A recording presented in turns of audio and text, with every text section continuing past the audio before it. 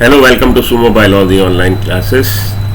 तो जैसा कि आप लोग जानते हैं, नीट 2023 का रिज़ल्ट आउट हो चुका है, कल ही आया है। जिन बच्चों का सिलेक्शन हो गया उनको एक बार फिर से बहुत हार्दिक शुभकामनाएं, और जो बच्चे किसी वजह से इस बार नीट क्रैक नहीं कर पाए वो फिर से मैंने बोला नीट की प्रिपरेशन में लगे नीट 2024 के लिए। तो हम लोग आज ही से अपनी ये जर्नी शुरू करते हैं।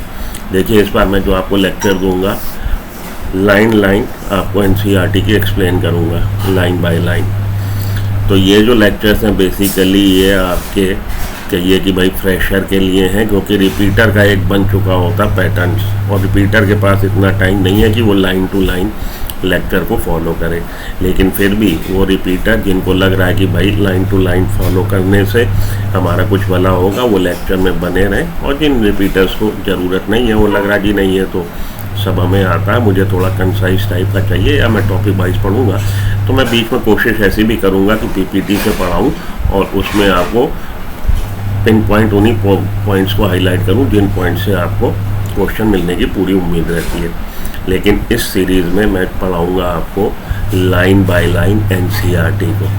तो फ्रेशर्स के लिए ये काफ़ी हेल्पफुल होने वाला, उन रिपीटर्स के लिए जिनको बिल्कुल बेसिक से शुरुआत करनी है उनके लिए भी हेल्पफुल होने वाला है। लेकिन वो रिपीटर जो आपका मानिए कि 550 580 क्रैक करने वाले हैं, इस बार क्रैक किया है, जिन्होंने 550 580 स्कोर किया है, उनको लगेगा कि बड़ा बोरिंग है जी ये लेक्चर, तो हमको लाइन टू लाइन नहीं पढ़ना, वो स्किप कर सकते हैं, उनको ज़रूरत नहीं है इस लेक्चर को फॉलो करने की। तो बेसिक से एकदम पढ़ेंगे हम लोग। शुरुआत में करने जा रहा हूँ क्लास 12 बायोलॉजी से चैप्टर 11 बायोटेक्नोलॉजी, क्योंकि यही ऐसा चैप्टर है biotechnology principles and processes and biotechnology and its application.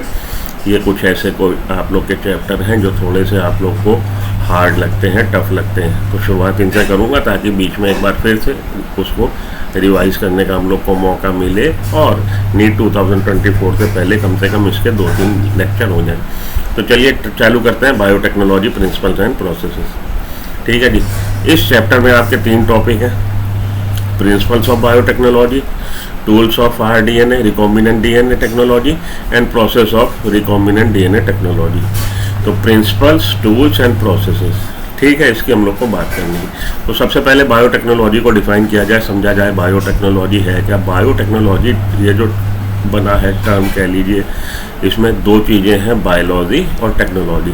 तो बायोलॉजी में जब टेक्नोलॉजी का इस्तेमाल करने लगे बायोटेक्नोलॉजी, ठीक है।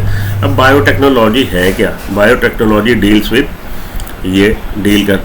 With techniques of using living organism, live organism और enzymes from organism to produce products and processes useful to human. ये वो टेक्निक है जिसमें हम लोग किसको इस्तेमाल कर रहे हैं, या तो लिविंग ऑर्गेनिज्म को इस्तेमाल कर रहे हैं या लिविंग ऑर्गेनिज्म से एंजाइम्स को इस्तेमाल कर रहे हैं। इस टेक्निक में या तो हम लिविंग किसी ऑर्गेनिज्म को इस्तेमाल कर रहे हैं या लिविंग ऑर्गेनिज्म से एंजाइम लेके उसको इस्तेमाल कर रहे हैं। किस लिए इस्तेमाल कर रहे हैं? टू प्रोड्यूस प्रोडक्ट, जिससे हम बनवाना चाहते हैं क्या, प्रोडक्ट और उत्पाद कह लीजिए, या ऐसी प्रक्रिया डेवलप करना चाहते हैं जो हमारे ह्यूमन बीइंग के वेलफेयर के लिए हो, यूजफुल हो। तो इस टेक्निक में technique of using living organism, live organism और enzymes from organisms to produce products and processes useful to human, ठीक है। मानव जाति की कल्याण हेतु काम करना है, और इसमें हम लोग यूज़ कर सकते हैं लिविंग ऑर्गेनिज्म को किसी या उसके किसी एंजाइम को। इन दिस सेंस अगर हम लोग इस तरह से डिफाइन कर रहे हैं बायोटेक्नोलॉजी को, तो हम कह सकते हैं मेकिंग कर्ड, ब्रेड और wine which are all microbe mediated processes could also be thought as a form of biotechnology। अगर हम लोग इस तरह बात करें कि लिविंग ऑर्गेनिज्म को हमने इस्तेमाल कर लिया और इस चीज़ में इस्तेमाल कर लिया या उनके एंजाइम को कि हमने कुछ ऐसा प्रोडक्ट बना लिया या कुछ ऐसी प्रक्रिया डेवलप कर ली जो मानव जाति के लिए यूजफुल हो, लाभदायक हो, तो हम कह सकते हैं कि ब्रेड का बनाना या दही का बनाना, दही का जमाना, ये भी एक तरह से बायोटेक्नोलॉजी में कवर हो गया, अगर हम ऊपर वाली बात को कंसीडर करते हुए बायोटेक्नोलॉजी को डिफाइन करें। However it is used in restricted sense today. तो आज की तारीख में ये आपकी एनसीईआरटी नहीं कह रही, लेकिन आज की तारीख में बायोटेक्नोलॉजी को हम लोग दो तरह से कंसीडर कर सकते हैं, old biotechnology and new biotechnology. Old biotechnology के हिसाब से ये प्रोसेसेस जो है बायोटेक्नोलॉजी में आ गए। कौन से प्रोसेसेस? कर्ड बनाना, ब्रेड बनाना। लेकिन न्यू बायोटेक्नोलॉजी के हिसाब से ये प्रोसेसेस कौन से? भाई दही बनाना, दही बनाना या पनीर बनाना, या आप कहिए कि भाई वाइन बनाना, ब्रेड बनाना, ये सब प्रोसेसेस ओल्ड बायोटेक्नोलॉजी में आ जाएंगे, लेकिन न्यू बायोटेक्नोलॉजी में नहीं आएंगे। तो न्यू बायोटेक्नोलॉजी क्या है उसको समझिए। रिस्ट्रिक्टेड टर्म में उसने बोला ना, हम लोग बायोटेक्नोलॉजी को टर्म को यूज़ कर रहे हैं। However it is used in restricted sense today to refer such of those processes which use genetically modified organism. आज की तारीख में बायोटेक्नोलॉजी में हम लोग किसको कंसीडर कर रहे हैं? आपकी बुक में ओल्ड और न्यू का डिस्क्रिप्शन नहीं है, उसमें कोई उसने बाइफरकेट नहीं किया। तो आज की तारीख में ये कह रहा है बायोटेक्नोलॉजी में हम लोग उन प्रोसेसेस को कंसीडर करेंगे जिन प्रोसेसेस में हम लोग यूज़ कर रहे हैं जेनेटिकली मॉडिफाइड ऑर्गेनिज्म को। Genetically modified organism, genetically modified organism क्या है? ऐसे ऑर्गेनिज्म जिनका जेनेटिक मटेरियल आपने ऑल्टर कर दिया है, मॉडिफाई कर दिया है to achieve the same. Achieve the same का मतलब है ऐसे प्रोसेसेस या प्रोडक्ट डेवलप करना जो ह्यूमन बीइंग के लिए लाभदायक हो, ऑन अ लार्जर स्केल, और बड़े पैमाने पे आप ये काम करें। ठीक है जी। तो बायोटेक्नोलॉजी आज की तारीख में क्या है? जेनेटिकली मॉडिफाइड ऑर्गेनिज्म को इस्तेमाल करके हम लोग कोई ऐसा प्रोसेस या प्रोडक्ट बना ले जो मानव जाति के लिए यूजफुल हो, सीधी सी बात। उसको हम लोग बोलेंगे जिसमें जिस प्रक्रिया को बनाने में, जिस प्रक्रिया के दौरान आप जेनेटिकली मॉडिफाइड ऑर्गेनिज्म को यूज़ कर रहे हैं, या ऐसा उत्पाद जो आप जेनेटिकली मॉडिफाइड ऑर्गेनिज्म से प्राप्त कर रहे हैं। जेनेटिकली मॉडिफाइड ऑर्गेनिज्म वो है जिसका कि जेनेटिक मटेरियल आपने ऑल्टर कर दिया। Further many other processes techniques are also included under biotechnology. इसी के साथ साथ कुछ प्रोसेसेस और टेक्निक्स हैं जिनको हम बायोटेक्नोलॉजी में इंक्लूड कर रहे हैं। एग्जाम्पल के तौर पे in vitro fertilization leading to a test tube baby. तो हम लोग बायोटेक्नोलॉजी में किसको कंसीडर कर रहे हैं? जेनेटिकली मॉडिफाइड ऑर्गेनिजम्स की सहायता से जब आप प्रोडक्ट बनवा रहे हैं जो मानव जाति के कल्याण के लिए, या ऐसे प्रोसेसेस में जिसमें आप यूज़ कर रहे हैं जेनेटिकली मॉडिफाइड ऑर्गेनिज्म से कुछ ऐसे प्रोसेसेस करवा रहे हैं जो यूजफुल है ह्यूमन बीइंग के लिए, तो वो कहलाएगी बायोटेक्नोलॉजी। लेकिन साथ ही साथ कुछ और प्रोसेसेस हैं, कुछ और चीज़ें हैं जिनको आप यूज़ कर रहे हैं बायोटेक्नोलॉजी में कवर कर रहे हैं। इन विट्रो फर्टिलाइजेशन को भी आप in vitro fertilization leading to fertilization, जब आप इन विट्रो कराएंगे उसके बाद एम्ब्रायो ट्रांसफर कराएंगे, तो उस प्रक्रिया को हम लोग बोलते हैं test tube baby. Test tube baby के दो स्टेप हैं, इन विट्रो फर्टिलाइजेशन और एम्ब्रायो ट्रांसफर। तो in vitro fertilization leading to test tube baby. Synthesizing a gene बनाने ना, केमिकली सिंथेसाइज करना जीन लैब में और उसको इस्तेमाल करना, इसको भी बायोटेक्नोलॉजी में हम कंसीडर कर सकते हैं। डेवलपिंग अ डीएनए वैक्सीन का डेवलपमेंट, डीएनए वैक्सीन बनाना, इसको भी हम बायोटेक्नोलॉजी में इंक्लूड करेंगे। इस प्रोसेस को भी भाई केवल जेनेटिकली मॉडिफाइड ऑर्गेनिज्म जहाँ यूज़ हो रहे हैं, केवल उन प्रोसेसेस को बायोटेक्नोलॉजी में इंक्लूड नहीं कर रहे हैं, वो तो कर ही रहे हैं, साथ के साथ हम लोग कुछ प्रोसेसेस और भी हैं जैसे कि in vitro fertilization leading to test tube baby, gene correcting, gene आप करेक्ट कर रहे हैं, उसको भी हम लोग बायोटेक्नोलॉजी में इंक्लूड कर लेंगे। उसके अलावा जीन बनाना, उसको भी बायोटेक्नोलॉजी में इंक्लूड कर लेंगे। डीएनए वैक्सीन को डेवलप करना, उसको भी हम लोग बायोटेक्नोलॉजी में इंक्लूड कर लेंगे। जीन का करेक्शन, उसको भी बायोटेक्नोलॉजी में इंक्लूड कर लेंगे। ठीक है जी। तो gene making, gene correcting, in vitro fertilization, ये सारी की सारी बातें, और डीएनए वैक्सीन का डेवलप करना, ये 3-4 बातें उसने और बोली जो बायोटेक्नोलॉजी में इंक्लूड करी जाती हैं। इसके बाद ये वाली जो लाइन है, तो ये बातें आप याद रखिएगा। सबसे पहले यहाँ से आपका क्या क्वेश्चन बन सकता है? क्वेश्चन ये बन सकता है कि बायोटेक्नोलॉजी को कैसे आप कंसीडर कर रहे हैं। तो जेनेटिकली मॉडिफाइड ऑर्गेनिज्म को यूज़ करते हुए अगर आप कोई प्रोसेस या प्रोडक्ट बनवा रहे हैं तो उनको हम बायोटेक्नोलॉजी में इंक्लूड करेंगे। उसके अलावा जीन का बनाना, केमिकली इसको लैब में बनाना, जीन को करेक्शन, वो भी बायोटेक्नोलॉजी में इंक्लूड करेंगे। In vitro fertilization leading to test tube baby, उसको भी हम लोग बायोटेक्नोलॉजी में इंक्लूड करेंगे। और डीएनए की वैक्सीन डेवलप करना, उसको भी हम लोग बायोटेक्नोलॉजी में, जो 4 उसने बातें बताई हैं उनको आप याद जरूर रखिएगा। ओके, यहाँ से आपका यही क्वेश्चन बन सकता है। इतना हम लोग का क्लियर हुआ लाइन टू लाइन। आगे चलिए, European federation of biotechnology, EFB। तो EFB stands for European Federation of Biotechnology has given a definition of biotechnology that encompasses both traditional view and modern molecular biotechnology. तो European federation of biotechnology ने अब इसकी definition दी कि biotechnology में हम लोग किन चीज़ों को मतलब कैसे डिफाइन कर सकते हैं। तो उसने दोनों को ही समाहित किया। ट्रेडिशन हमारा जो पारंपरिक व्यू था उसको तो उसने रखा ही रखा ध्यान में, साथ में मॉडर्न मॉलिकुलर बायोटेक्नोलॉजी को भी ध्यान में रखते हुए उसने डेफिनेशन दी। किसने? यूरोपियन फेडरेशन ऑफ बायोटेक्नोलॉजी ने। ठीक, the definition given by EFB, European federation of biotechnology की डेफिनेशन कहती है the integration of natural science and organisms, cells, parts thereof and molecular analog for product and services. तो integrate करना, एकाकृत करना, इकट्ठे दोनों को ध्यान में रखना। इंटीग्रेशन ऑफ नेचुरल साइंस, जो हमारी पारंपरिक, जो हमारी प्राकृतिक साइंस है, विज्ञान है, जो हमारा साइंस है, उसको ऑर्गेनिजम्स के साथ एकाकृत कर देना।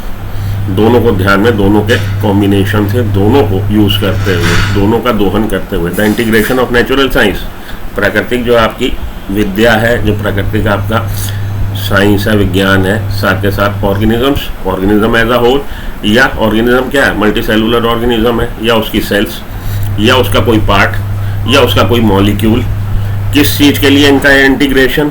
इस चीज़ के लिए इंटीग्रेशन की product and services which are useful for human being. ऐसे प्रोडक्ट और सर्विसेज को डेवलप करना किसकी सहायता से? नेचुरल साइंस की और ऑर्गेनिज्म की सहायता से। तो ऑर्गेनिज्म या एज अ होल, या ऑर्गेनिज्म की सेल्स, या उसके कोई पार्ट, या उसके कोई मॉलिक्यूल्स। ठीक है जी। Integration of natural science and organisms, cells, parts thereof and molecular analog. किस बात के लिए इंटीग्रेशन किया गया? For product and services which are useful for human being. ये लिखा नहीं है लेकिन कहने का मतलब वही निकलना। ठीक है, ये हो गया आपका यूरोपियन फेडरेशन ऑफ बायोटेक्नोलॉजी की डेफिनेशन। अब हम लोग आते हैं प्रिंसिपल्स ऑफ बायोटेक्नोलॉजी। तो हम लोगों ने 3 चीज़ें पढ़नी है इस चैप्टर में। प्रिंसिपल्स पढ़ने हैं, प्रिंसिपल्स के बाद हम लोगों ने टूल्स पढ़ने हैं, टूल्स के बाद हम लोगों ने प्रोसेसेस पढ़ने हैं। अब हम लोग आ गए principles of biotechnology. Among many the 2 core techniques that enabled birth of modern biotechnology. तो 2 कोर टेक्निक हैं जिनकी सहायता से मॉडर्न बायोटेक्नोलॉजी का कॉन्सेप्ट जो है वो मूर्त रूप में आया, उसका कि हम लोग इम्प्लीमेंट कर पाए। तो सबसे पहली जेनेटिक इंजीनियरिंग। जेनेटिक इंजीनियरिंग में 2 मेनली पिलर हैं बायोटेक्नोलॉजी के, कोर टेक्निक्स हैं बायोटेक्नोलॉजी में। पहली है genetic engineering, techniques to alter the chemistry of genetic material. ऐसी टेक्निक जिसकी सहायता से आप जेनेटिक मटेरियल को ऑल्टर कर लेंगे, उसमें चेंजेस कर लेंगे। DNA और RNA को कुछ आपने केमिकली ऑल्टर कर दिया, चेंज कर दिया। Techniques to alter the chemistry of genetic material, DNA and RNA। After that to introduce this, जो जेनेटिक जिसको कि आपने ऑल्टर कर दिया DNA या RNA को, to introduce this into host organism. उसके बाद आपने अल्टर्ड जेनेटिक मटेरियल एंटर कर दिया होस्ट ऑर्गेनिज्म में, and thus change the phenotype of host organism. और इस तरह से होस्ट ऑर्गेनिज्म का फिनोटाइप चेंज हो जाएगा। देखिए 2 बातें आती हैं, जीनोटाइप और फिनोटाइप। ये 2 टर्म है, इनको आप समझ लीजिए। जीनोटाइप होता है जेनेटिक मेकअप। जेनेटिक मेकअप का मतलब है कि बना कैसा है, कि उसके अंदर DNA क्या है, जीन्स क्या है। जेनेटिक मेकअप, इसको अगर हम लोग सीधी सी भाषा में बोलें, जीनोटाइप तो हम लोग कह सकते हैं बना कैसा, फिनोटाइप दिखता कैसा है, हाउ इट अपीयर्स। तो फिनोटाइप फिजिकल अपीयरेंस कह लीजिए। फिजिकल अपीयरेंस किससे होती है? भैया जो जीन्स है आप में, आपको खूब गुस्सा आता है, जो जीन्स है आप में, वो जीन अपने को एक्सप्रेस करता है। जीन कैसे एक्सप्रेस करता है? Gene is the part of DNA। DNA का पार्ट है, DNA पे होगा ट्रांसक्रिप्शन, बन जाएगा RNA, मैसेंजर RNA बन गया, ट्रांसक्रिप्शन हुआ, उस RNA के ट्रांसलेशन से बन जाएगी प्रोटीन। तो कोई प्रोडक्ट हमारे बॉडी में सेल में बना तो उसका इफेक्ट आएगा। प्रोटीन जब बन गई तो आपका फिजिकल अपीयरेंस उससे इफेक्ट होगी। ठीक है, तो जीन ने अपने को एक्सप्रेस कर दिया। जीन जो आपकी सेल्स में है उसने अपने को दर्शा दिया कि मेरे अंदर ये गुण था। उसको दर्शाने का तरीका क्या है कि जीन पे पहले होगा ट्रांसक्रिप्शन, बनेगा मैसेंजर RNA, और मैसेंजर RNA के ट्रांसलेशन से बन जाएगी प्रोटीन जो आपके फिनोटाइप को इफेक्ट करेगी। तो जीनोटाइप को इफेक्ट किया, ऑल्टर किया आपने कैसे? क्योंकि उसमें अल्टर्ड जेनेटिक मटेरियल आपने एंटर करा दिया। To introduce into the host organism, जो आपने ऑल्टर किया था जेनेटिक मटेरियल। जेनेटिक इंजीनियरिंग की बात हो रही है ना बेटा, हम लोगों ने कोर टेक्निक, 2 टेक्निक्स की बात कर रहे हैं हम लोग बायोटेक्नोलॉजी की। पहली है जेनेटिक इंजीनियरिंग। जेनेटिक इंजीनियरिंग में आपने क्या किया? अल्टर कर दिया जेनेटिक मटेरियल। जेनेटिक मटेरियल को अल्टर करने के बाद आपने इंट्रोड्यूस करा दिया किसमें? होस्ट ऑर्गेनिज्म में। होस्ट ऑर्गेनिज्म में जब आपने एंटर करा दिया तो जीन जो आपने उसकी सेल में बाहर से घुसेड़ दिया ज़बरदस्ती, ऐसी की तैसी, ये जीन तुम पकड़ो, तो जीन का आया एक्सप्रेशन, जीन का एक्सप्रेशन आया तो उसका फिनोटाइप चेंज हो गया। ये तो हुआ पहली कोर टेक्निक। दो कोर टेक्निक है बायोटेक्नोलॉजी की, जेनेटिक इंजीनियरिंग, उसके बाद bio process engineering. Bio process engineering में क्या होता है? Maintenance of sterile ambience, maintenance of sterile ambience in genetic engineering. जो केमिकल इंजीनियरिंग आप कर रहे हैं, जीन ऑल्टर कर रहे हैं, होस्ट सेल में इंट्रोड्यूस करा रहे हैं, वो बीमार हो जाए, होस्ट सेल डेड हो जाए तो फ़ायदा क्या? तो आप होस्ट सेल की देख रेख करेंगे, उसको एक आप स्टेराइल एम्बियंस देंगे कि उसको कोई संक्रमण ना हो जाए। In chemical engineering process to enable growth of only those the desired microbe or eukaryotic cell in large quantities for the manufacture of bio technological product. भाई जो आपने होस्ट सेल को, वो प्रोकैरियोटिक सेल हो सकती है, होस्ट सेल जिसमें आप इंट्रोड्यूस कराने जा रहे हैं ऑल्टर जेनेटिक मटेरियल, या यूकैरियोटिक सेल हो सकती है। अब आपने इतना खर्चा किया, आपने इतना टाइम पुट किया और होस्ट सेल को आपने जेनेटिकली मॉडिफाइड कर दिया, लेकिन उसमें कोई संक्रमण हो गया, उसमें कोई इन्फेक्शन हो गया, वो सेल बेकार हो गई, डाइड हो गई, फ़ायदा क्या हुआ? तो हम लोग स्टेराइल एम्बियंस मेंटेन करेंगे और उन होस्ट सेल्स का हम लोग कल्चर फॉर्मेशन करेंगे जो जेनेटिकली मॉडिफाइड हो गई हैं, क्योंकि प्रोडक्ट हमें इसी से मिलना है। आपने ई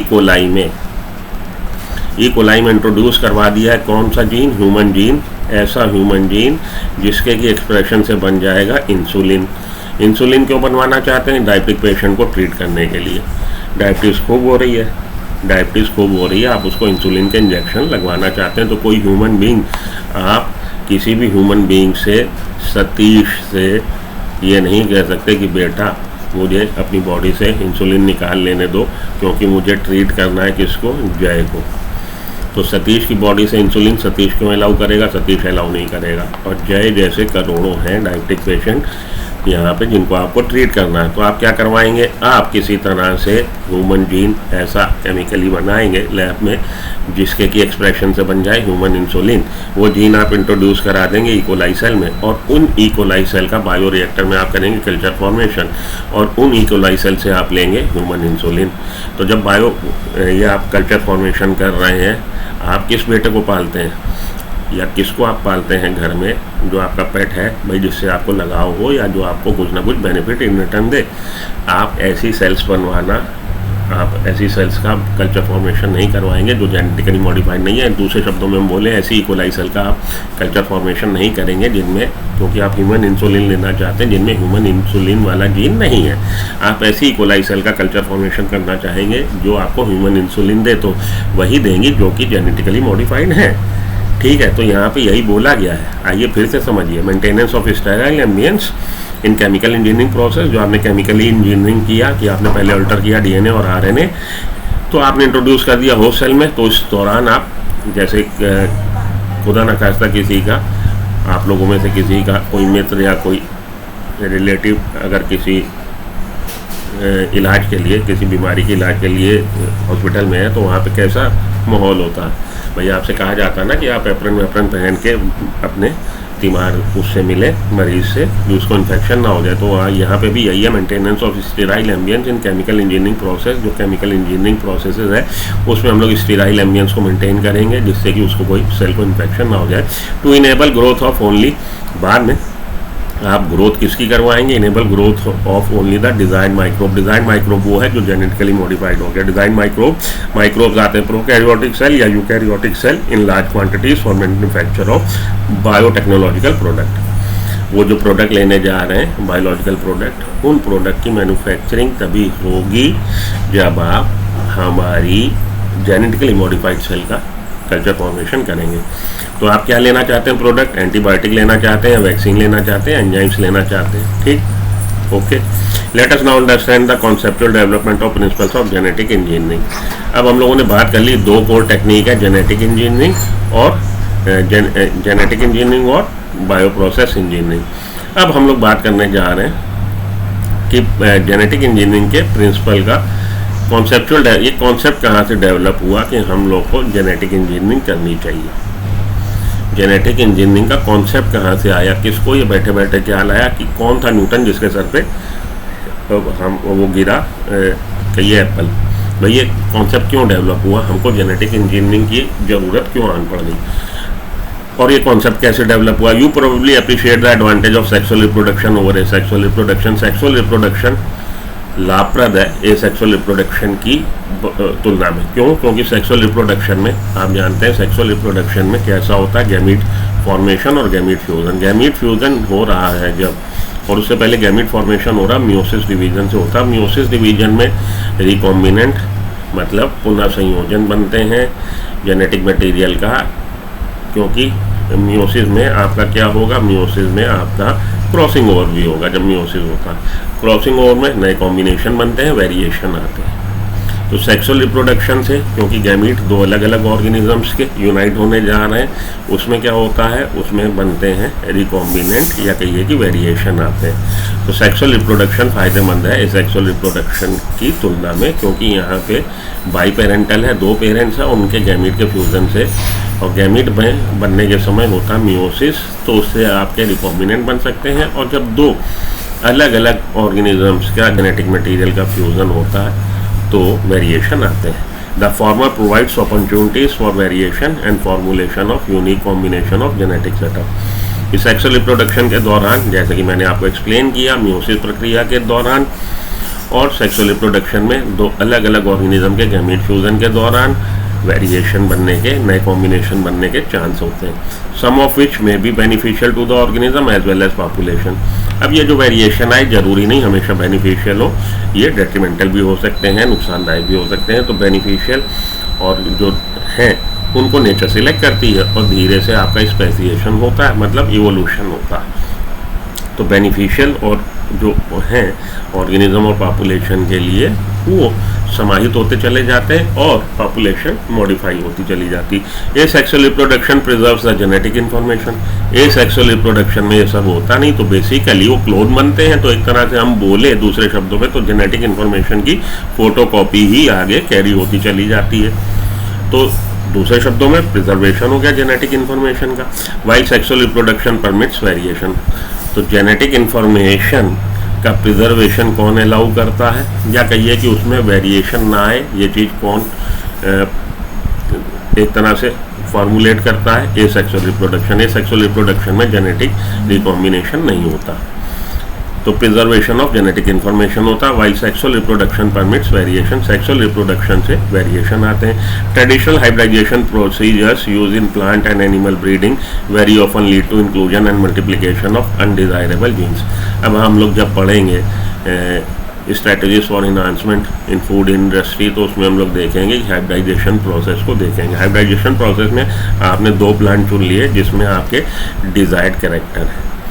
आपने एक प्लांट चुन लिया जिसमें कि प्रोडक्टिविटी ज़्यादा है, और एक प्लांट ऐसा चुन लिया जो कि डिजीज़ रेजिस्टेंट है, और उनको आप जब क्रॉस करवाएंगे तो आपकी कोशिश होगी कि इसके जो बने प्रोजीनी वो ऐसी हो कि उसमें इन दोनों ही कैरेक्टर का समावेश हो, लेकिन ये ज़रूरी नहीं होता, चांस इवेंट है। Traditional hybridization procedures used in plant and animal breeding very often lead to inclusion and multiplication of undesirable genes. आप तो चाहते हो कि इसमें ये जो इसमें किसमें ये जो बन रहा उत्पाद, ये जो फर्स्ट फीलियल जनरेशन बन रही है, उसमें जो आपने दो प्लांट चुने उन दोनों के डिज़ायरेबल कैरेक्टर आ जाए, लेकिन बाई चांस जब आपने हाइब्रिडाइजेशन कराया इसमें कुछ अनडिजायरेबल जीन्स भी आ गए along with desired genes। ठीक है। The technique of genetic engineering which include creation of rDNA used of gene cloning and gene transfer overcome this limitation। तो बेसिकली जब आप हाइब्रिडाइजेशन प्रोग्राम कराते हो तो जो बनता है प्रोडक्ट, जो पहला उत्पाद बनता है, जो पहली पीढ़ी बनी, उसमें ज़रूरी नहीं सभी हमारे लाभप्रद जीन्स का समावेश हो। कुछ ऐसे जीन्स भी आ जाते हैं जो अनडिजायरेबल कैरेक्टर को कैरी करते हैं। तो ये लिमिटेशन है, ये हमारे लिए एक तरह से हाइब्रिडाइजेशन प्रोग्राम का एक तरह से अवरोधक है कि भाई ये अनडिजायरेबल जीन्स आ गए, इसका क्या करें। तो बार बार आप जब हम लोग वहाँ पढ़ेंगे तो हम लोग देखेंगे कि हम लोग उसको चेक करते रहते हैं कि प्रोजीनी हमारे मनमाफिक बनी कि नहीं, और कई बार हजारों लाखों बार आपको क्रॉस कराना पड़ेगा अपनी मनमाफिक प्रोजीनी बनाने के लिए। ठीक है। लेकिन अगर आप जेनेटिक इंजीनियरिंग कर लें, मतलब कि आप चाहते हो ये ए ऑर्गेनिज्म है, ये बी ऑर्गेनिज्म है, इसके कुछ डिज़ायरेबल गुण हैं।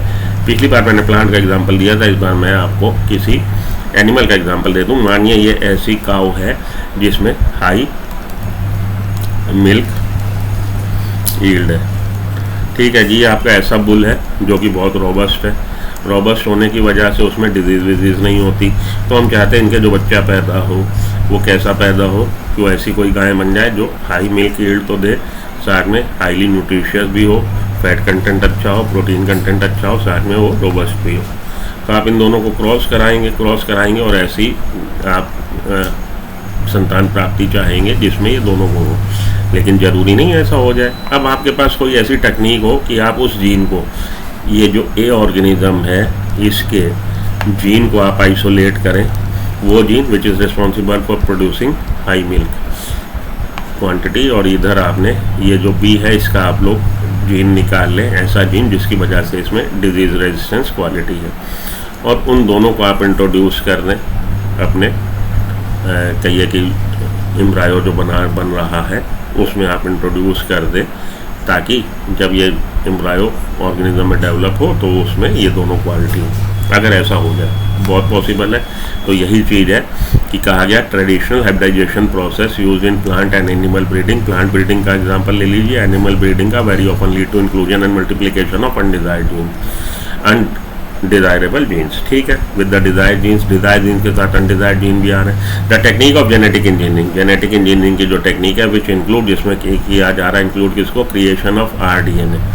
जेनेटिक इंजीनियरिंग की टेक्निक में किस किस को इंक्लूड करते हैं, RDNA को बनाना, recombinant DNA। Recombinant DNA basically हम लोग कहते हैं वेक्टर प्लस हमारा डिजायर्ड जीन, उसको हम लोग बोलते हैं RDNA। वेक्टर के साथ जब एलियन पीस ऑफ DNA आप इंट्रोड्यूस कर देते हैं, foreign piece of gene introduce कर देते हैं, डिजायर्ड जीन इंट्रोड्यूस कर देते हैं, वेक्टर के साथ लाइगेट कर देते हैं, तो बनता है RDNA। Creation of RDNA, use of gene cloning. Gene cloning का मतलब है जीन की बार बार मल्टीपल कॉपी बनाना और जीन ट्रांसफर, उसके बाद आप उसको ट्रांसफर कर देंगे होस्ट सेल में। तो RDNA बनाना, RDNA बनाने के बाद आपने क्या किया, RDNA बनाने के बाद आपने उसकी खूब सारी कॉपी बना ली और उसको फिर इंट्रोड्यूस कर दिया होस्ट सेल में। तो 3 चीज़ें मेनली हैं जेनेटिक इंजीनियरिंग में जो कि आपको ध्यान में रखनी है। RDNA banana, creation of RDNA, gene cloning करना और जीन को ट्रांसफ़र करना। ओवरकम दिस लिमिटेशन, उससे ये दुविधा हमारी या ये जो हमारा एक तरह से हाथ बंध रहे थे उससे हम छुटकारा पा गए। किस बात से कि भाई अनडिजायरेबल जीन्स आ जाते। अगर हम प्राकृतिक तरीके से सेक्सुअल रिप्रोडक्शन कराते हैं तो हमारी जो प्रोजीनी बन रही है हमारी नहीं बेटा, उस क्रॉस का जो प्रोडक्ट बन रहा है उसमें डिज़ायरेबल जीन्स भी आ रहे हैं। लेकिन किसी तरह से आपको ये सुविधा मिल जाए, आप में ये क्षमता आ जाए कि आप इससे ए से जो उसका एक कैरेक्टर था जो आप चाहते हो संतान में होना चाहिए, उस कैरेक्टर वाला जीन आपने निकाल लिया, बी वाले का जीन निकाल लिया जो उसका पर्टिकुलर एक एडवांटेजियस कैरेक्टर था। ठीक है, इसमें कुछ गुण है, इसमें कुछ गुण है, आप चाहते हो सी में दोनों आ जाए। वो गुण किसकी वजह से हैं, जीन की वजह से। आपने उस जीन को आइडेंटिफाई किया, आइसोलेट किया, RDNA में बदला, रिकॉम्बिनेंट DNA बनाने के बाद आपने जीन की क्लोनिंग कराई, मल्टीपल उसकी कॉपीज़ बना ली और फिर एक कॉपी आपने इंट्रोड्यूस कर दी किसमें, होस्ट सेल में, तो उसके अंदर भी वो गुण आ जाएगा। तो ओवरकम दिस लिमिटेशन, कौन सी लिमिटेशन के अनडिजायर्ड जीन आ जाते हैं, and allow us to isolate and introduce only one or a set of desirable gene. तो हमें क्या करना है, हम डिजायरेबल जीन केवल इंट्रोड्यूस करा पाएंगे एक या एक से ज़्यादा संख्या में। एक जीन है वो या एक से ज़्यादा जीन है वो, सेट ऑफ जीन्स है या सिंगल जीन्स है, without introducing undesirable genes into target organism. ठीक, do you know the likely fate of piece of DNA। इस तरह से जो आपने DNA इंट्रोड्यूस कर दिया अब उसका होने क्या जा रहा है, उसका भविष्य क्या है, which is somehow transferred into an alien organism. जो आपने होस्ट सेल में या एलियन ऑर्गेनिज्म में ट्रांसफर कर दिया, उस DNA का भविष्य क्या है। Most likely this piece of DNA would not able to multiply itself in the progeny cells of organism. तो आपने उसमें तो इंट्रोड्यूस कर दिया लेकिन एक सेल में, लेकिन जो उस सेल्स के डिवाइड होने से प्रोजेनी सेल्स बन रही हैं उसमें ये जीन मल्टीप्लाई नहीं करेगा ज़्यादातर केस में। बट लेकिन when it gets integrated into the genome of recipient, लेकिन आपने किसी तरह से ये जो RDNA है ये आपने होस्ट सेल में इंट्रोड्यूस किया, तो होस्ट सेल के पास उसका खुद का भी DNA है। किसी तरह से ये RDNA उसके साथ लाइगेट हो जाए, उसके साथ ही बंध जाए, जाके उसके साथ जुड़ जाए, तो ये जो सेल है, ये सेल जिस सेल में आपने बाहर से इंट्रोड्यूस किया RDNA, ये सेल इसको किसको, ये जो RDNA आया, क्योंकि उसके जीनोम के साथ, उसके जेनेटिक मटेरियल के साथ, जीनोम होता है complete set of chromosome, genetic material पूरा सेट जो है उसको हम लोग बोलते हैं जीनोम। तो जब ये इसके साथ जुड़ गया है तो ये जो सेल है जिसमें आपने बाहर से इंट्रोड्यूस किया डीएनए, वो उसको खुद का ही डीएनए समझेगी, और जब जब अपने डीएनए की रेप्लिका बनाएगी, प्रतिलिपि बनाएगी, फोटोकॉपी करेगी, तो इसके साथ फोटोकॉपी इसकी भी हो जाएगी। मानिए आपने अपने किसी दोस्त से नीट के, जिसका इस बार सिलेक्शन हो गया, कहा बेटा अब जरा मेरे दोस्त मुझे अपने नीट के वो दे दो आप नोट्स, और आपकी जो एनसीईआरटी की बुक है उस एनसीईआरटी की बुक में आपने उस नोट्स को चिपका लिया, लगा लिया। अब जब आपने एनसीईआरटी बुक की फ़ोटोकॉपी कराई तो उसकी भी फ़ोटोकॉपी हो जाएगी, क्योंकि फ़ोटोकॉपी करने वाले को ये थोड़ी ना पता कि ये आपने बाहर से लेके इसमें जोड़ा, वो तो यही समझेगा ना कि ये एनसीईआरटी का ही पार्ट है। ठीक, ओके, समझ में आई बात। तो अगर पहले क्या कह रहा है, फेट क्या हो सकता है, फेट ये हो सकता है कि प्रोजीनी सेल्स में उसका रेप्लिकेशन ना हो, लेकिन अगर प्रोजीनी सेल्स जो बनने जा रही हैं, अगर सेल जिस सेल में आपने इंट्रोड्यूस किया है बाहर से आरडीएनए, वो उसके जीनोम के साथ जुड़ गया जाके, तो जब जब ये अपनी डीएनए की रेप्लिका बनाएगी ये सेल, उसकी भी, किसकी, बाहर से जो डीएनए है उसकी भी कॉपी बन जाएगी। But when it gets integrated into the genome of the recipient, it may multiply by and be inherited along with the host DNA. तो उसका मल्टीप्लिकेशन भी होगा। मल्टीप्लिकेशन होने के बाद एक सेल जब डिवाइड होती है उससे पहले आपको पता है कि क्या होता है भाई, इंटरफेस की G1 S G2 S phase में डीएनए डुप्लीकेशन होता है। डीएनए डुप्लीकेशन हुआ तो उस समय ये जो बाहर से डीएनए आया उसका भी डुप्लीकेशन हुआ। उसके बाद एक सेल 2 सेल में बढ़ गई तो अपनी संतान सेल्स में भी इस डीएनए की जो बाहर से आया उसकी फोटोकॉपी चली जाएगी। This is because the alien piece of DNA has become part of chromosome, क्योंकि ये जो एलियन डीएनए आया था ये पार्ट ऑफ क्रोमोसोम हो गया था, which has the ability to replicate, और क्रोमोसोम में एबिलिटी है रेप्लिकेट होने की। In a chromosome there is a specific DNA sequence called the origin of replication. जब हम लोग डीएनए रेप्लिकेशन पढ़ेंगे, वैसे तो पढ़ चुके, मॉलिकुलर बेसिस ऑफ इनहेरिटेंस में पढ़ चुके, लेकिन क्योंकि मैंने शुरुआत कर दी किससे, मैंने शुरुआत कर दी बायोटेक्नोलॉजी से, तो मैं ये टर्म यूज़ कर रहा हूँ कि जब पढ़ेंगे, ठीक है, वरना तो आप लोग पढ़ के आए हो ना। तो ओरिजिन ऑफ रेप्लिकेशन होता है which is responsible for initiating replication, जहाँ से इनिशिएशन होता है रेप्लिकेशन का। Therefore the multiplication of alien piece of DNA in an host organism, it needs to be a part of chromosome.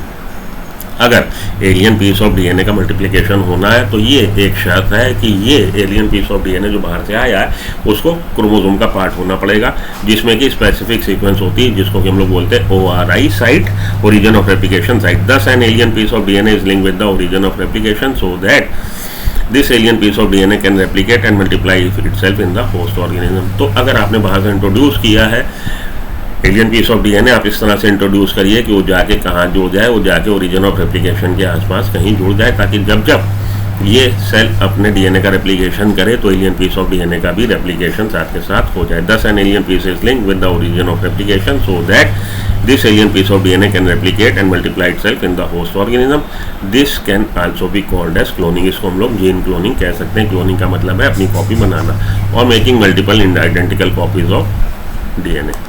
Multiple copy बन गई DNA की, ठीक है जी। Let us now focus on the first instance of construction of an artificial recombinant DNA.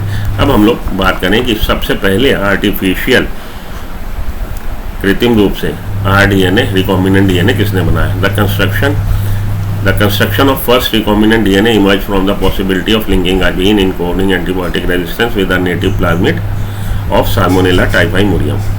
तो ये construction जो हुआ आरडीएनए का, इसकी संभावना कहाँ से उभर के सामने आई। इस बात से उभर के सामने आई कि भैया संभावना है, पॉसिबिलिटी है कि हम लिंक कर सकते हैं जीन किसी भी प्लाज्मिड के साथ। जब आप एक टुकड़े डीएनए को दूसरे टुकड़े डीएनए के साथ जोड़ने की संभावना जब बनी, पॉसिबिलिटी बनी, जब हमारे पास ये टूल आ गया कि हम जोड़ सकते हैं, हमारे पास डीएनए लाइगेज एंजाइम आ गया। डीएनए लाइगेज की एंजाइम की सहायता से आप एक डीएनए का टुकड़ा दूसरे डीएनए के टुकड़े के साथ जोड़ सकते हैं, ठीक है। जब ये पॉसिबिलिटी बनी कि हम जोड़ सकते हैं, linking a gene encoding antibiotic resistance, और ऐसा जीन जो जीन इनकोड कर रहा था, जिसके पास जानकारी थी एंटीबायोटिक रेजिस्टेंस की, विद अ नेटिव प्लाज्मिड के साथ हम जोड़ सकते थे। प्लाज्मिड क्या था? Autonomously replicating circular extra chromosomal DNA. Plasmid क्या है? प्लाज्मिड आपको प्रोकैरियोटिक सेल में, सर्टेन बैक्टीरिया सेल में, हर बैक्टीरिया सेल में नहीं, सर्टेन बैक्टीरिया सेल में आपको प्लाज्मिड मिलता है। प्लाज्मिड एक्स्ट्रा क्रोमोसोमल मटेरियल है, एक्स्ट्रा जेनेटिक मटेरियल है, जो जीनोमिक डीएनए है, जो मेन जेनेटिक डीएनए है। उसके अलावा DS double stranded circular DNA की मॉलिक्यूल मिलते हैं कुछ प्रोकैरियोटिक बैक्टीरियल सेल में जो साइटोप्लाज्म में फ्लोट कर रहे होते हैं, उनको हम लोग बोलते हैं, उनके लिए टर्म यूज़ करते हैं प्लाज्मिड। तो ऑटोनोमसली का मतलब है अपने आप, स्वतः, किसी पर डिपेंड नहीं है, ऑटोनोमस है। ऑटोनोमसली रेप्लिकेटिंग, वो डायरेक्शन नहीं लेगा। ऑटोनोमसली रेप्लिकेटिंग का मतलब है ये जो एक्स्ट्रा डीएनए का मॉलिक्यूल है, ये जेनेटिक मटेरियल जो है, जीनोमिक डीएनए जो है, उससे डायरेक्शन नहीं लेगा, अपने आप ही अपनी रेप्लिका बनाएगा। Autonomously replicating circular extra chromosomal DNA है बैक्टीरियल सेल में। तो साल्मोनेला टाइफाइमोरियम ये आपका बैक्टीरिया का नाम है। साल्मोनेला टाइफाइमोरियम जो टाइफाइड कॉजिंग ऑर्गेनिज्म है, साल्मोनेला टाइफाइमोरियम के प्लाज्मिड के साथ जोड़ने की जब संभावना बन गई, किसको जोड़ने की? जीन को। ऐसा जीन जो इनकोड कर रहा था, जिसके पास जानकारी थी, एंटीबायोटिक रेजिस्टेंस क्वालिटी थी। ठीक है। Stanley Cohen and Herbert Boyer accomplish this in 1972। तो ये दो साइंटिस्ट हैं जिनको आपने याद रखना है, Cohen and Boyer, Herbert Boyer, Stanley Cohen, जिन्होंने इसको परफॉर्म किया। फर्स्ट recombinant DNA बनाया in 1972 by isolating the antibiotic resistant gene by cutting out a piece of DNA from a plasmid which was responsible for conferring antibiotic resistance। तो इन्होंने plasmid से ऐसा DNA का टुकड़ा, ऐसा जीन आइसोलेट किया, काट के निकाला, जिसके पास जानकारी थी, गुण था क्या? एंटीबायोटिक रेजिस्टेंस क्वालिटी थी। तो वो जीन काट के निकाला इन्होंने किससे? प्लाज्मिड से, which was responsible for conferring antibiotic resistance. The cutting of DNA at specific location become possible with the discovery of so called. DNA को काटने की ये जो कलाकारी थी, ये किस तरह से पॉसिबल हुई? ये एंडोन्यूक्लियस रिस्ट्रिक्शन एंजाइम की प्रेजेंस की वजह से, रिस्ट्रिक्शन एंजाइम के एप्लीकेशन की वजह से हुई। तो मॉलिकुलर सीजर इनको हम बोलते हैं। मॉलिकुलर सीजर का मतलब कैंची, कि मॉलिक्यूल को काटने वाली कैंची। कौन सी कैंची? Restriction enzymes. The cut piece of DNA, इसकी सहायता से हम लोग डीएनए को काट सकते हैं। The cut piece of DNA, ये जो आपने काट लिया डीएनए, ठीक है जी, the cut piece of DNA then link with plasmid DNA. अब ये जो प्लाज्मिड से आपने काट के निकाला डीएनए का टुकड़ा, जिसके पास जानकारी एंटीबायोटिक रेजिस्टेंस जीन, आपने इसको फिर से लाइगेट कर दिया प्लाज्मिड डीएनए के साथ। This plasmid DNA act as vector to transfer the piece of DNA attach to it. अब ये जो प्लाज्मिड डीएनए है, ये वेक्टर की तरह, ओला कैब की तरह पैसेंजर को ले जाएगा, ओला कैब की तरह हमारे डिजायर्ड डीएनए को ले जाएगा, जीन को ले जाएगा होस्ट सेल में। This plasmid act DNA act as vector to transfer the piece of DNA attached to it. You probably know the mosquito act as vector to transfer the malarial parasite into the host body. Malaria जो कि ओरा Plasmodium की वजह से, वहाँ female anopheles है जो उसका प्रसार करती, फैला देती है। तो वेक्टर की तरह काम करती, फैला देती है, इधर से उधर ले जाती। किधर से किधर? अरे भैया, एक मलेरिया से पीड़ित व्यक्ति का उसने खून चूसा और दूसरे नॉर्मल व्यक्ति का खून फिर से उसने चूसा, तो एक से दूसरे में ट्रांसफ़र कर दिया। तो वेक्टर की तरह काम कर रही है। यहाँ पे भी ये जो डीएनए का मॉलिक्यूल है प्लाज्मिड, ये भी वेक्टर की तरह काम कर रहा है। ये हमारे डिजायर्ड डीएनए को लेके जा रहा है एक सेल से दूसरे सेल में, तो इसलिए इसको हम लोग वेक्टर बोलते हैं। You probably know that mosquito act as insect vector to transfer the malarial parasite into the human body. In the same way, plasmid can be used as a vector to deliver an alien piece of DNA into host organism. इसी तरह से plasmid का हम लोग इस्तेमाल कर सकते हैं हमारे डीएनए मॉलिक्यूल को कैरी करने के लिए, एक सेल से दूसरे सेल में ले जाने के लिए। जो उसके साथ आपने जोड़ दिया, किसको? कोई भी आपने डिजायर्ड डीएनए जोड़ दिया, ठीक है। The linking of antibiotic resistance gene with the plasmid vector become possible with the enzyme DNA ligase.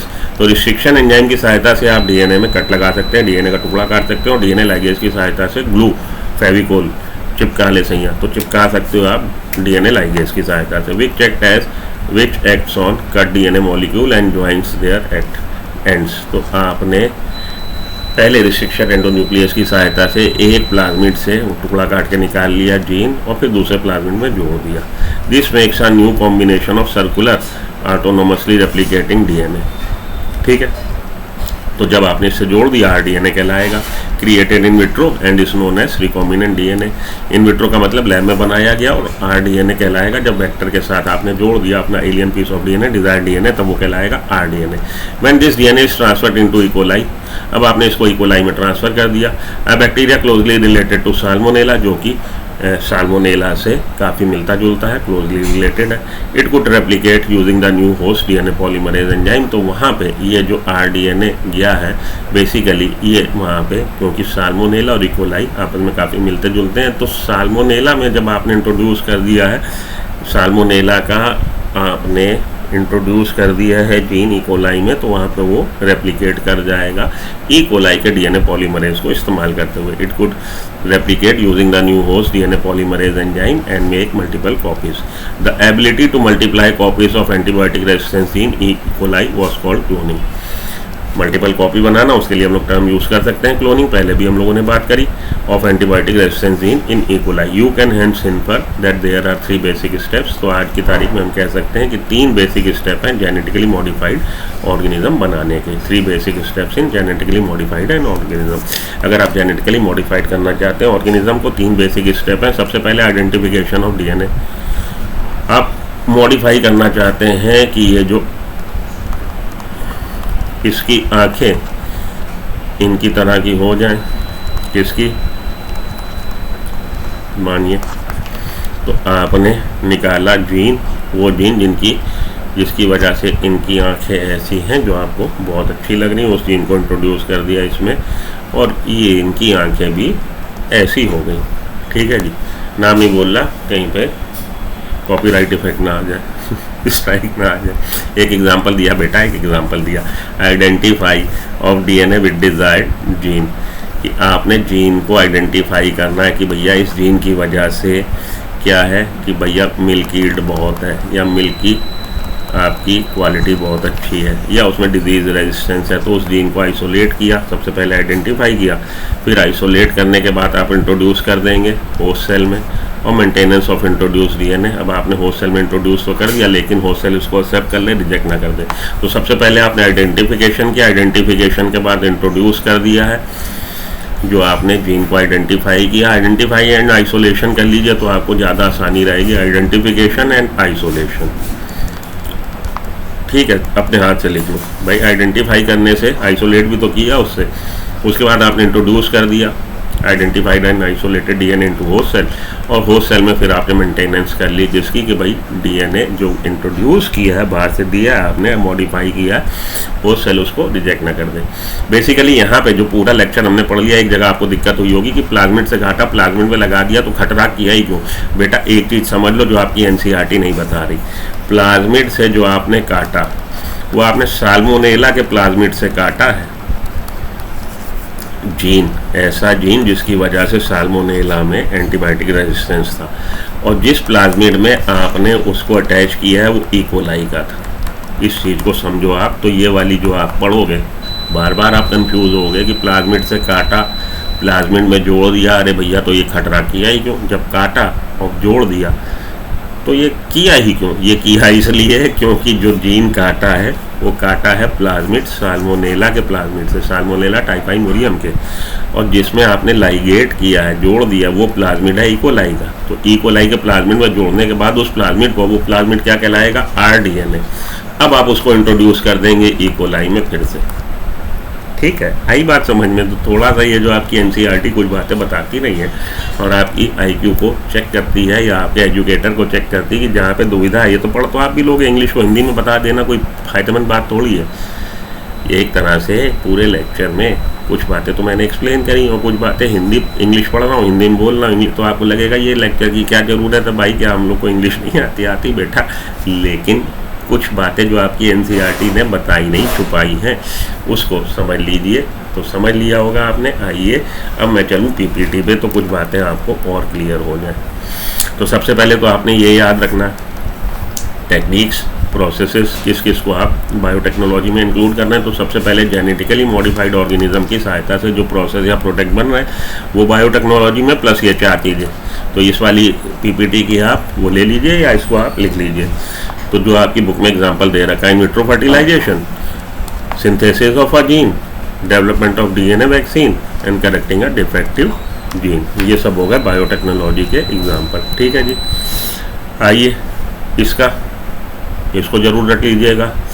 Definition of biotechnology, the integration of natural science and organisms और सेल्स और parts thereof and molecular analogue for product and service, वो हो गई biotechnology.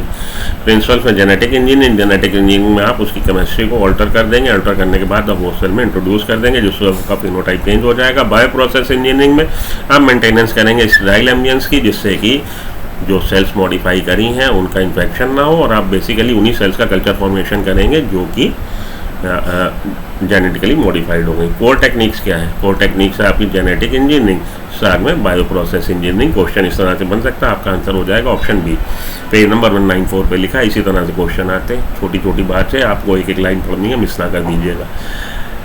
तो asexual reproduction की तुलना में sexual reproduction अच्छा है। सेक्सुअल रिप्रोडक्शन से वेरिएशन आते हैं, क्योंकि सेक्सुअल रिप्रोडक्शन में दो अलग अलग ऑर्गेनिजम्स के गैमीट फ्यूज होंगे। गैमीट बनते समय क्या हो रहा है? मियोसिस डिवीजन, और मियोसिस डिवीजन में हो रहा है मियोसिस फर्स्ट के प्रोफेज फर्स्ट में होती है आपकी exchange of genetic material between non sister chromatid of homologous chromosome, that is called crossing over. Crossing over से नए कॉम्बिनेशन बने, वेरिएशन आया, और दो अलग अलग ऑर्गेनिज्म के जेनेटिक जब मटेरियल का फ्यूजन हुआ तो उससे भी वेरिएशन आएंगे। वेरिएशन आते हैं, वेरिएशन से इवोल्यूशन होता है, चांसेस होते हैं प्रकृति को चुनने का मौका मिलता है कि कौन सा वेरिएंट बेटर है।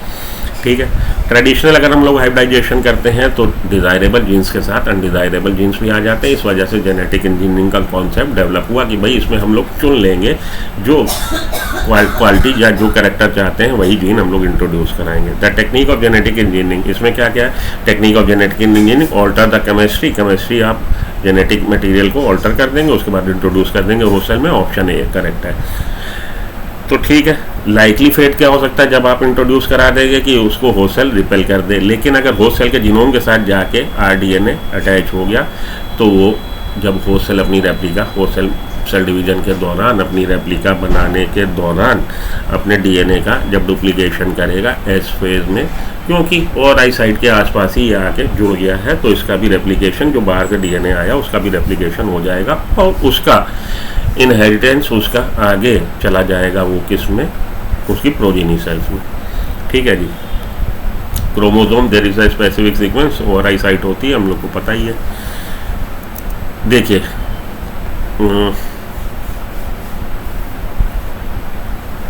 आगे चलूँ, हाँ देखिए ये आपकी बुक एनसीईआरटी में नहीं दिखा, तो इसने बोल रहा है आपकी एनसीईआरटी की लाइन है, ये आपकी एनसीईआरटी की लाइन है। स्टेनले कॉइन और हर्बर्ट बॉय ने 1972 में बनाया।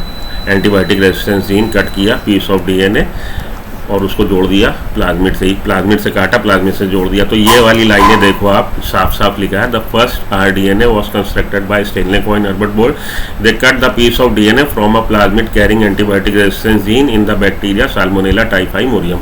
तो साल्मोनेला टाइफाई मोरियम के प्लाज्मिड से उन्होंने जीन का टुकड़ा काट के निकाला and linked it to the plasmid of E coli, और इकोलाई के प्लाज्मिड से जोड़ा, आरडीएनए बनाया और इकोलाई में इंट्रोड्यूस कर दिया। तो जो आपके मन में दुविधा आएगी पढ़ते हुए, क्योंकि आपकी बुक एनसीईआरटी नहीं बता रही, वही बता रही प्लाज्मिड से काटा, प्लाज्मिड में जोड़ दिया। अरे भैया, प्लाज्मिड से काटा, प्लाज्मिड में जोड़ दिया, तो इतना टाइम आपने क्यों? कहना क्या चाहते हो? कहना ये चाहते हैं कि प्लाज्मिड से, जिस प्लाज्मिड से काट के निकाला वो प्लाज्मिड था साल्मोनेला का, और जिसमें जोड़ा वो प्लाज्मिड था इकोलाई का। इकोलाई के प्लाज्मिड में जब आपने साल्मोनेला के प्लाज्मिड से काटा गया टुकड़ा जोड़ा, वो आरडीएनए बन गया, उस आरडीएनए को इंट्रोड्यूस कर दिया इकोलाई में। तो अब इकोलाई सेल में भी एंटीबायोटिक रेजिस्टेंस क्वालिटी आ जाएगी, क्योंकि जो नॉर्मल इकोलाई सेल होती है, ध्यान से सुन लो, उसमें एंटीबायोटिक रेजिस्टेंस जीन नहीं होता, क्वालिटी नहीं होती। अब उसमें क्वालिटी आ जाएगी, क्योंकि उसको आपने मॉडिफाई कर दिया है। ये बात इम्पॉर्टेंट थी, इसलिए मैंने आपका इतना समय लिया। तो यहाँ के लिए, इस वाले लेक्चर के लिए इतना काफ़ी। अगले लेक्चर में आगे की बातें करूँगा मैं। तो आज बेसिकली हम लोगों ने बात कर ली है किस चीज़ की? हम लोगों ने आपके प्रिंसिपल्स ऑफ बायोटेक्नोलॉजी पहले वाले टॉपिक की बात कर ली। मिलता हूँ ब्रेक के बाद। लेक्चर में ज़रूर बताइएगा कि कैसा लगा लेक्चर, ताकि अगर उसमें कुछ इम्प्रूवमेंट की गुंजाइश हो तो उसको मैं करूँ। क्वेश्चंस ज़रूर लगा लीजिएगा। एक टॉपिक कंप्लीट, इस टॉपिक से रिलेटेड क्वेश्चन आप एमसीक्यू ज़रूर लगा लीजिए, और कोई भी क्वेश्चन बैंक जो पकड़ें वो एनसीईआरटी बेस पकड़ें, एमटीजी पकड़ें।